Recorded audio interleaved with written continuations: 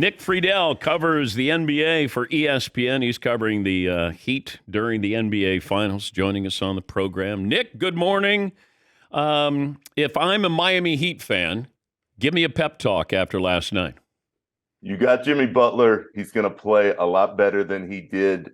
No, went to the foul line 2 times, Dan, which is a postseason record. And there was no lack of confidence in that locker room last night. They felt like they didn't play well. There's still a little bit of a hangover coming off that Boston series as far as all the minutes everybody went through. And they feel like they're going to be fine. But I tell you, watching Jokic, you can say you're going to be fine. And then you look down and he's got 6 shots in the third quarter and he's dominating the game. And you go, uh-oh. So this is definitely going to be the toughest task that they've had on this run. I was wondering, and I'm racking my NBA Rolodex of how many players, great players, have the less they shoot, the more dominating their team can be. Because Steve Nash was like that with Phoenix, that D'Antoni would encourage him to shoot more. But I saw where Joker has 12 shots. But I didn't, it's not like I go, oh my God, they're shutting him down. It's almost like that's what his game plan is. Like, I'm going to get everybody involved. Whereas if you said Jimmy Butler's going to have 14 shots, then I know Miami's in trouble. Can you think of somebody who, maybe Magic Johnson, but the less they shot, the more it felt like their team was going to have a great performance?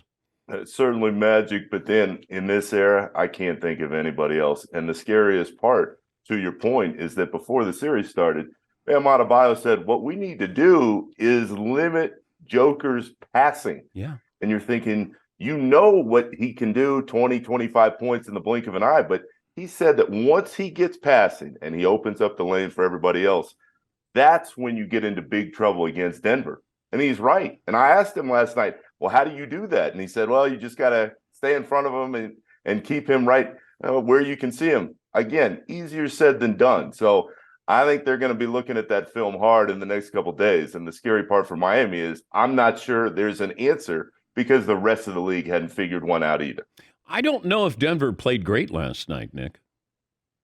I mean, that should be factored into this. When Joker comes out, they struggle a little bit. Miami came back. And I know Miami didn't get to the free throw line, but that's because if you're going to fall in love with the three and you're not hitting the three, you're going to die by the three and you're not going to get to the free throw line. Jimmy Butler's got to get to the basket. He's got to get to the free throw line. I mean, I don't understand the logic of today's NBA. It's keep shooting threes because eventually you're going to make them and then come back until you don't make them and you're the Boston Celtics.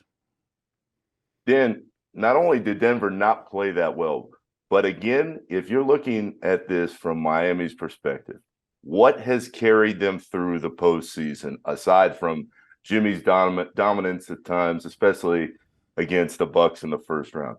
All those guys were hitting shots from all over the place. Max Strus, who was 0 for 10 last night. Caleb Martin, who was awesome against the Celtics in the Eastern Conference Finals. He's 1 for 7. Duncan Robinson didn't shoot it well. Gabe Vincent is still dealing with a little bit of an ankle injury, and he shot it all right, but can you trust them night to night? And what we saw last night is when you aren't hitting from all over and Jimmy's not creating that space and you're just letting Bam offensively do whatever he kind of wants, he can score a lot of points, and they were still never really in the game. So there were always flaws within this Miami roster. They were covered up by the fact that they were knocking down shots over the last few weeks. But when that doesn't happen, you see a game like we saw last night. More likely for a sweep or a 7-game series after what you saw last night? All right, I say this as somebody who has bet against Jimmy Butler at every step in this playoffs, and all he does is laugh at me. So I would tell you that I think it's going to be a sweep with what we saw and with the limited other options Miami has. But, Dan, if I've learned anything in the last 6 weeks or so being around this team, it's that just when you count them out and just when you think, I don't see it, I don't see how they can turn this around, they have always found a way. So it was interesting to me being in there that they were all like, Caleb Martin called it a figure it out game. He said, we got to just keep figuring out what we need. So I think they got another couple in them. But as we sit here right now, I'd be really surprised if they won this series. And I look at Jimmy Butler as a person and a player similar to Kawhi. like they're kind of mysterious. They're not user friendly with the media.